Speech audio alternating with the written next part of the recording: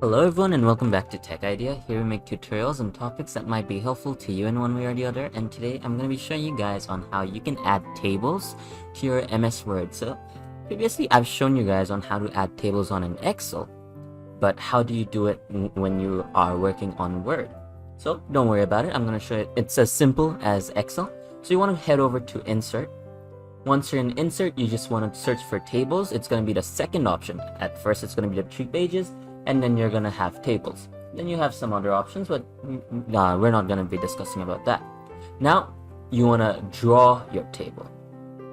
You wanna select the tiles, so it can be 1 by 1 or 1 by 2 or as many as you want. So I'm just gonna go for let's go for an even number, like a 4 by 4. Do you want a 4 by 4 or do you want a 5 by 5? Let's go for a 5 by 5. Once you press on this, now you can basically do the same thing as you did with our Excel yesterday that we were doing, and you can do your own border. I'm just gonna make it like this, as you can see, and then over here you can put your topic in, or you can select your different boxes, and you can basically rearrange it by yourself, as you can see right here. And yeah, that's about it. So I hope you found this video helpful. If you did, please drop a like.